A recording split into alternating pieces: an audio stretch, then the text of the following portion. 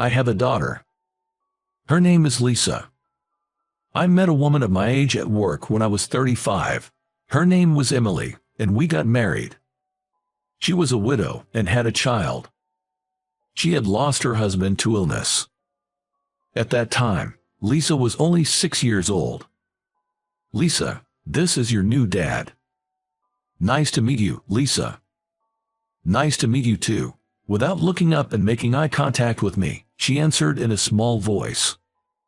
It seemed Lisa was very attached to her deceased father. I heard she was adored by him as she was an only child. So Lisa wouldn't warm up to me even after her mother and I got married. Even when I offered to play with her, it didn't go well. Lisa, I will read you a storybook. No. Saying so, she would run into her bedroom. I took Lisa on trips and to amusement parks, but she still wouldn't talk to me. It was understandable that she couldn't get used to the idea of a stranger, like myself, suddenly becoming her new dad. But still, it made me sad we couldn't bond at all. Emily said she'll open up to you someday, but that didn't happen. Lisa never called me dad. When I married Emily, I vowed to myself that I would love her daughter as my own. I believed that she would eventually understand my feelings. Lisa was very studious, especially diligent about the things she was interested in.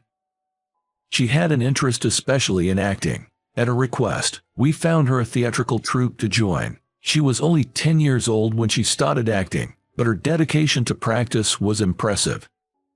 She was inspired by a play she saw in elementary school and wanted to be on stage herself. I know I was an overly proud parent, but even I could tell Lisa was a good actor. Whenever I heard Lisa was performing, Emily and I went to see her play. After the play, I praised her as much as I could, and the three of us went out for a nice meal. Lisa, your performance was wonderful. I was so moved at that particular scene that I couldn't help crying. Yet, no matter how much I praised her, her responses were always indifferent. She would often say, "Yeah," or "I see," but that didn't bother me at all. I just hoped she would open up bit by bit. Years passed. However, even as a teenager, Lisa still wouldn't call me dad. It was around this time that Emily started acting strangely. I first noticed it when I bumped into our next-door neighbor, Sophia, in the elevator of our apartment building. "Good morning. Are you off to work today? You know, we're not as well off as your family is. I see your wife always leaves in the early afternoon, dressed up nicely. Maybe she's going for a fancy lunch." I don't know. That night, I mentioned this to Emily, and she looked guilty for some reason. After that, she started avoiding me. She started coming home late under the pretext of doing overtime, and always smelt of alcohol. She wouldn't listen to my concerns, and I realized she had changed a lot. Lisa, meanwhile, continued to focus on her theater practice, ignoring her mother's behavior. When Lisa turned 15, Emily suddenly told me that she wanted a divorce. Apparently, she was attracted to someone at her workplace. I had sensed she didn't have feelings for me anymore. Staying together in such a state was only painful for both of us. In fact, I didn't even want to live with someone who was so selfish. I said, "I understand," and we both agreed to end our marriage amicably. Even though I knew the answer, I asked Lisa anyway, "Who do you want to live with, Mom or myself?" Without hesitation, she said, "Mom." Long story short, Emily and Lisa left, and I later heard Emily remarried. I wondered what my life was all about and felt like a complete failure as a husband and father. I spent my days blaming myself for everything that had happened. But after a year or so, the emotional pain of divorce subsided, and surprisingly I found myself recovering from it. Time was indeed a healer. A decade flew by, and I lost contact with Emily and became estranged from Lisa. I lived a simple life, not getting deeply involved with women. Being single wasn't so bad. I consoled myself with such thoughts. One day, I happened to see something totally unexpected. Coming home after working overtime, I just wanted to relax. I was watching TV, having a few beers. A play by a theater troupe was broadcasted. I used to go and watch plays. And I thought of Lisa. I wondered how she was doing. I wasn't really concentrating on what was on TV when a woman who looked like Lisa suddenly appeared on the show. I couldn't believe my eyes. Is that Lisa? After the play ended, I watched the credits roll. Among the names of the performers was Lisa Smith. The surname Smith must be Emily's latest husband's. I had mixed feelings. Lisa on TV had grown into such a beautiful woman. She must have worked so hard for her dreams. Seeing her again, even on TV, made me very happy. Curious about Lisa, I looked her up on the internet, something I never thought of doing. I found out she was very active on a video streaming site.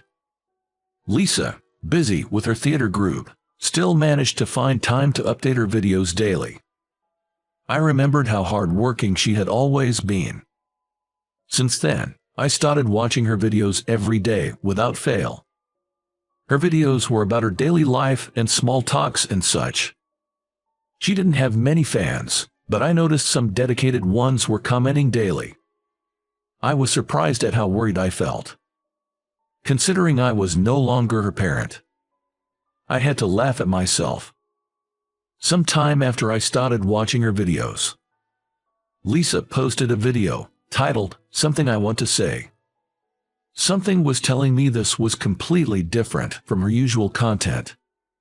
I played the video. It wasn't the usual Lisa there, but she looked rather serious. She began with, "There's something I regret." Then, with a sincere look, she continued, "When I was 6, my mom remarried, and I got a new dad. He loved me unconditionally, but back then, I couldn't forget my real dad, who passed away when I was very little, and couldn't open up to this new dad. I never even called him dad. Despite all his efforts for me, I never said thank you to him. I must have been a bad daughter. He supported my acting so much." Watching the video, I said, "That wasn't even your fault," and found myself crying. I couldn't stop crying as I stared at my stepdaughter on the screen. Without thinking, I wrote in the comments, "I'm sure your stepdad will be happy seeing you succeed and be very proud of you." After watching this video, my desire to see her grew. A month later, I found out Lisa's theater group was performing at a concert hall in the city. I can finally get to see Lisa. That was what I thought. I took a day off from work just to get her ticket for Lisa's play. As soon as I got my ticket, I came home and marked the day on a calendar with a big circle. As the day of her performance approached, I found myself feeling strangely nervous. And I didn't know why. On the opening day, I left home early and headed to the venue. There weren't many people in the audience. I chose a seat on the side of the stage, worried about being recognized by Lisa. It had been 10 years. She probably wouldn't even remember my face. Yet, I still wondered what I would do if she noticed me. I waited for the play to start, my heart racing. It had been a long time since I felt this tense. The curtain rose, and the play began. Lisa wasn't the lead, but her role had quite a few lines. I thought, as a proud father, that her acting was the best among all the performers. Just watching her performance, I started crying, not sobbing or anything, but the tears started falling.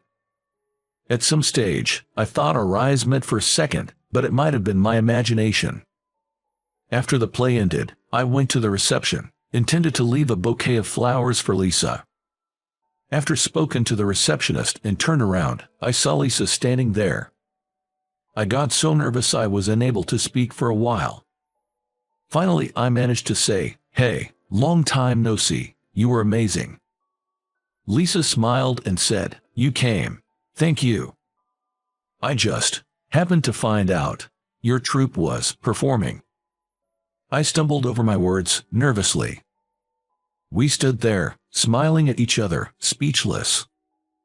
Then, Someone from her troop called her from afar, and she replied loudly, "I'll be right there." Lisa then asked, "If you have time, can we talk a bit? Could you wait for me?" "Of course," I replied. About 20 minutes later, Lisa came back with her belongings, holding the bouquet I had given her. She looked extremely happy. We walked to a nearby cafe. After some trivial conversation, as we started to feel more comfortable, Lisa began to speak. Looking down, I grew concerned at her sad expression and asked, "What's wrong?" Lisa shared bits about her life after Emily and I divorced. It seemed things didn't go well between her and her new stepfather. Also, after Emily remarried and had a baby son, she focused solely on him, neglected Lisa. Lisa left home as soon as she graduated high school and cut all her ties with her family. It was heartbreaking, and the tears spilled out of my eyes. "Must have been very hard for you. I'm sorry I wasn't there to protect you," Lisa said. "I'm sure I deserved it. Even though you raised me for several years, I never said thank you," she muttered through tears. Hearing this, I said to her, "Don't blame yourself. I was truly happy seeing you succeed. I am very proud of you." I realized I was repeating the same words I wrote in her video comment. Lisa looked surprised, then smiled. "I still think of you as my daughter, Lisa. It doesn't matter to me that we're not biologically related. If you ever need anything, don't hesitate to ask me. I'll do anything I can to help you." For some reason, I felt a bit embarrassed after saying that. Lisa looked delighted and said, "Thank you, Dad." From then on, I've never missed any of her performances. Some time afterwards, Lisa got engaged and introduced her fiancé to me. "Dad, this is Steve. Steve, this is my dad. Nice to meet you." "Nice to meet you too." Steve was a senior member of her troop and seemed like a fine young man. He said he fell for Lisa, seeing her giving 100% in everything she did. I thought he was truly a right man for her. All three of us started going out for drinks, and it felt as if I suddenly became a father of 2 children. I heard Emily, my ex-wife, was having troubles with her current husband. She was caught having an affair. She brought it on herself, though. "You're my only dad," Lisa said to me, as she handed me my lunch she made. Lisa looked me in the eye and smiled warmly. From now on, I will always want to be there for Lisa, protecting her as a father.